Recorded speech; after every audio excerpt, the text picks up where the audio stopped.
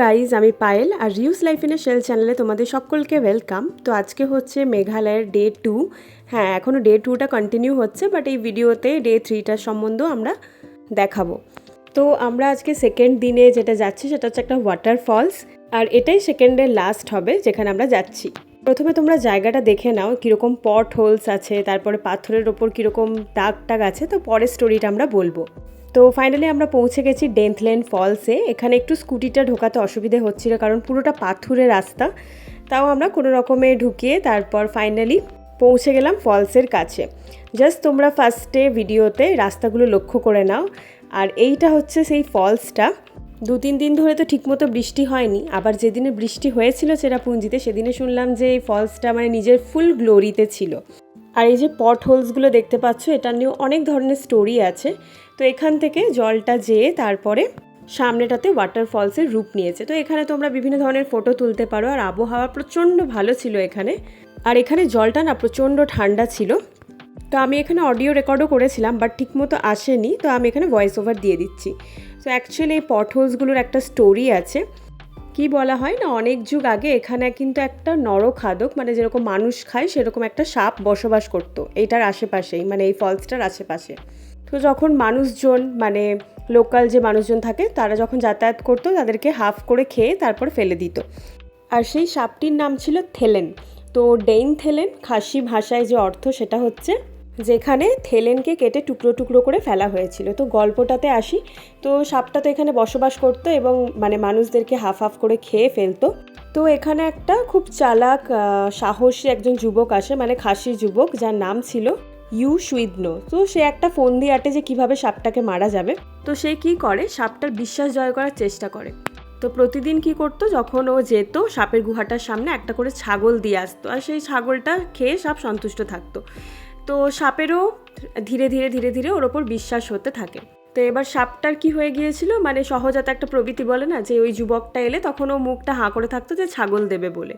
তো একদিন কি হলো, ছাগলের বদলে সুইদনো কি করে, কামারশালা থেকে একটা বড় রড নিয়ে আসে লোহার, সেটাকে গরম করে এবং সাপটা রীতিমতো যখন মুখটা হাঁ করেছিল সেই রডটা কিন্তু ঢুকিয়ে দেয়। তো এইভাবে সাপটা মারা গিয়েছিল।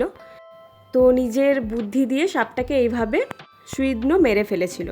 তারপরে তার যে বিশাল আকৃতি বডিটা ছিল সেটাকে গ্রামবাসীরা কি করে, মানে গ্রামবাসীদের রীতিমতো ভয় ছিল যাতে আবার বেঁচে না ওঠে, সেই জন্য কুঠার দিয়ে সেই সাপটিকে টুকরো টুকরো করে কেটে ফেলে এবং রান্না করে সেখানে কিন্তু খায়। আর ঠিক ওই জলপ্রপাতের পাশের যে ভূমিটা দেখলে, যেখানে পট হোলস, বিভিন্ন ধরনের রাস্তাটা বললাম খারাপ, রাস্তাটা দেখে রাখো, সেই জায়গায় কিন্তু সাপটাকে কুঠার দিয়ে কাটা হয়েছিল। তো বলা হয় ওই জায়গায় কাটা হয়েছিল বলে ওরকম অসমতল অস্বাভাবিক ধরনের পাথরগুলো কিন্তু দেখতে পাওয়া যায়। তো এটাই ছিল ডেন্থলেনের কাহিনী। তারপরে বাড়ি ফিরে এবার চলে আসি থার্ড ডেতেও আমরা সেম রাস্তা দিয়ে যাব। দেখো এখানে বৃষ্টি পড়েছে কালকে রাত্রে, আর জায়গাটা পুরো জলে ভর্তি হয়ে গেছে, যেটাতে কালকে এসেছিলাম। তো চলো দেখা যাক কীরকম হয়েছে। এখানে যেটা বলেইছিলাম, মানে রাত্রের থেকে ভোর অবধি কিন্তু বৃষ্টি পড়তে থাকে। আর যে জায়গাটা তোমাদের আগের দিন দেখিয়েছিলাম সেই জায়গা দিয়ে আমরা আজকে যাব। তো জায়গাটা দেখো বৃষ্টির পর আরও সুন্দর লাগছে এবং জলের যে ফ্লোটা ওটা আরও বেড়ে গেছে। প্রতিটা জায়গায় কিন্তু না আমাদের এই রাস্তা দিয়ে যেতে হচ্ছে। তো চলো যাওয়া যাক আজকের অ্যাডভেঞ্চারে। আর এখন আমরা আছি চেরাপুঞ্জিতে, মানে সোরাতে। আর জাস্ট পুরো জায়গাটা মেঘে আচ্ছন্ন, মানে সামনে যে যাব সেটাও দেখা যাচ্ছে না ঠিকভাবে। তো আমরা এখন ডাবল ডেকারে যাচ্ছি। তো চলো যাওয়া যাক। হ্যাঁ, তো আজকে আমরা যাচ্ছি ডাবল ডেকার, যেটাকে ফেমাস লিভিং রুট ব্রিজও বলে, সেখানে। তো আমরা গুগলে যতটা সার্চ করেছি, মানে রিলসও দেখেছি যে এই জায়গাটা খুব ফেমাস, কিন্তু আমরা জানতাম না যে পরবর্তীকালে কি হবে। আর এখানে রাস্তাগুলো দেখছো জাস্ট পাহাড়ে ঘেরা, দেখতে সুন্দর কিন্তু মানে একটু ভয়ঙ্কর টাইপেরও ছিল, কারণ মধ্যেখানে জল বয়েছে। আবার যখন যেদিন ডাউকি আমরা যাচ্ছি সেখানে আরেকটা ঘটনা ঘটেছে, তো সেটাও পরবর্তী ভিডিওতে তোমরা দেখতে পাবে। তো অ্যাকচুয়াল যেই রুট ব্রিজটাতে যাচ্ছি সেটা রাবার গাছের রুটস দিয়ে বানানো এবং ন্যাচারালি কিন্তু ব্রিজটা তৈরি হয়েছে। আর আমরা যেখানে ছিলাম সেখান থেকে প্রায় যেতে ধরো 1 ঘন্টা 15 মিনিটের মতো লাগবে। আর পুরো রাস্তাটা জাস্ট এরকম মেঘে ঢাকা ছিল, কোথাও মেঘে ঢাকা, কোথাও বৃষ্টি হচ্ছে, কোথাও আবার রোদ। তো সেই সমস্ত কিছু নিয়ে ফাইনালি আমরা পৌঁছালাম আমাদের যেখান থেকে হাঁটা শুরু করতে হবে সেইখানে। তো চলো দেখা যাক। আমরা এখন যাচ্ছি ডাবল ডেকারে। রাইড করতে। তো এখান থেকে 4 কিলোমিটার নামতে হবে, আবার ওঠার সময় 4 কিলোমিটার উঠে আসতে হবে। আর স্টিক নিয়েছি, এগুলো এখানে 50 টাকা নিল, পার্কিংয়ে 30 রুপিসে নিয়েছে। এরপরে সামনে যেয়ে দেখবো যে ডাবল ডেকার এন্ট্রেন্সে টাকা লাগে কিনা। চলো।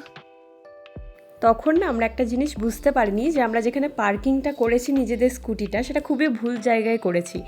কেন জানো? কারণ যেখানে পার্কিং করেছি সেখান থেকে আমাদের আরও 1.5 কিলোমিটার হেঁটে আসতে হয়েছে, যেখান থেকে ট্রেকটা অ্যাকচুয়ালি স্টার্ট হবে সেখান অবধি। ওই ভুলটা কেন হয়েছে সেটাও বলে দিই। কারণ আমরা যখন স্কুটি নিয়ে এগোচ্ছিলাম তো অনেকজন পার্কিংয়ের কথা বলছিল। তো সামনের রাস্তাটা পুরো পাথুরে ছিল, ঠিক আছে। এবার লোকগুলো বলছে যে এখান থেকে 1 কিলোমিটার পরে তোমাদের ট্রেকিংটা স্টার্ট করতে হবে, ট্রেকিং পয়েন্টটা স্টার্ট করতে হবে। তো আমরাও ভাবলাম যে 1.5 কিলোমিটার তো এরকম পাথুরের রাস্তা, অ্যাকচুয়ালি স্কুটি নিয়ে তো যাওয়া যাবে না, বাইক হলে সেটা আলাদা ব্যাপার ছিল। তো আমরা ওখানেই রেখে দিই ওদের কথা শুনে। তো লোকগুলোই বলেছিল অ্যাকচুয়ালি পুরো রাস্তাটা ওরকম পাথুরে, কিন্তু যেটা ছিল না, কিছুটা মানে সামান্যই, যতটা চোখ যাচ্ছিলো ততটাই পাথর ছিল, তারপর কিন্তু প্লেন রাস্তা ছিল। তো যাই হোক, সেই ভুলটা তো হয়েছে। তো এরপর ফাইনালি আমরা কিন্তু নামা শুরু করি। আর তোমরা রাস্তাটা অ্যাকচুয়াল দেখতেই পাচ্ছ যে কীরকম। তো তোমরা যদি যাও অবশ্যই কিন্তু স্টিকটা নিও, একেবারে খাড়াই রাস্তা।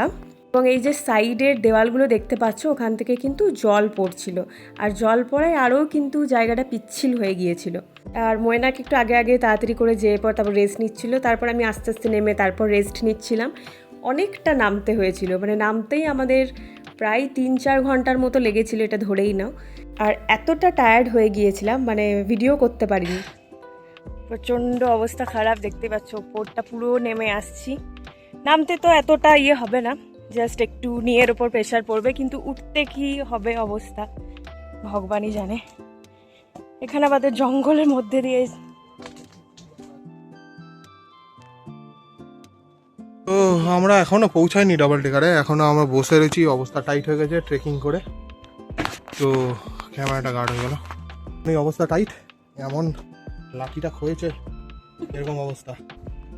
মানে ট্রেকিং যদি সিরিয়াসলি ফিজিক্যাল ফিটনেস না থাকে তো ট্রেকিং রীতিমতো চাপের, দ্যাট ইজ ফর শিওর।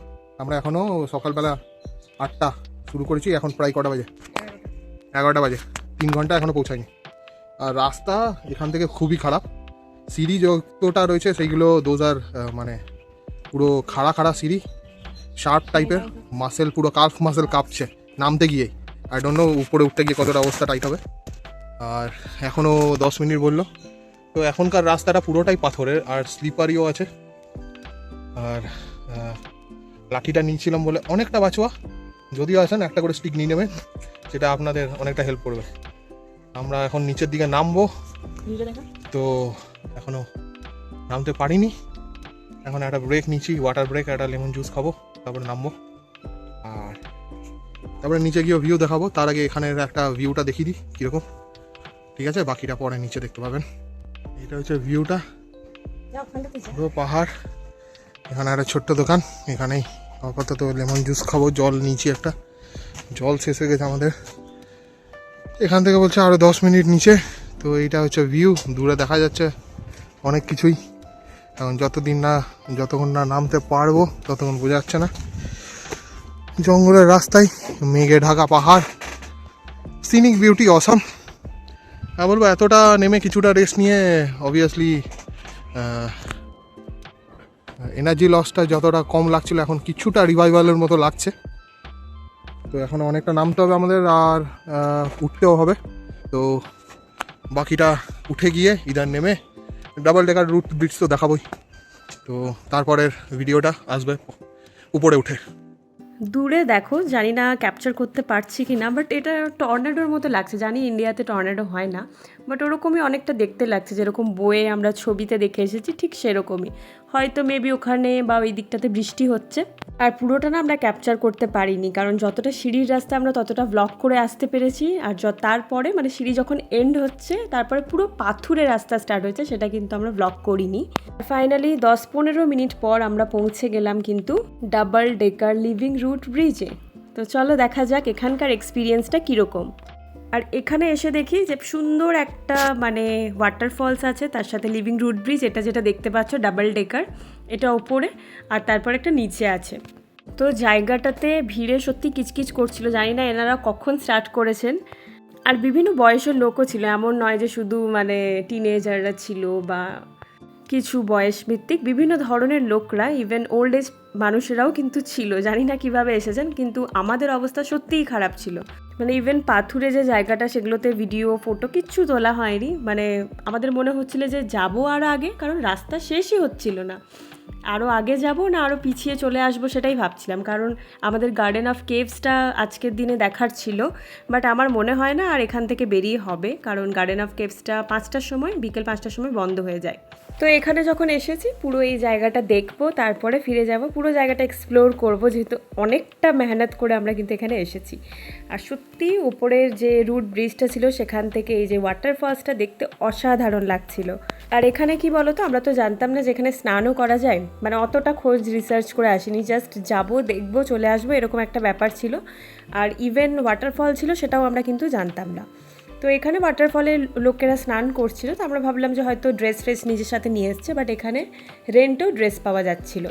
তো এখানে প্রত্যেকটা জিনিসের 50 টাকা করে ড্রেস। তো আমরা সেই রেন্টের ড্রেসগুলো পরেই তারপর জলে ঝাঁপ দিলাম। আর সত্যিই জলটা এতটা ঠান্ডা ছিল যে মানে যতটা ঘেমে নেহে কষ্ট করে এসেছিলাম পুরোটা ওয়ার্থ ইট, খুব সুন্দর লাগছিল।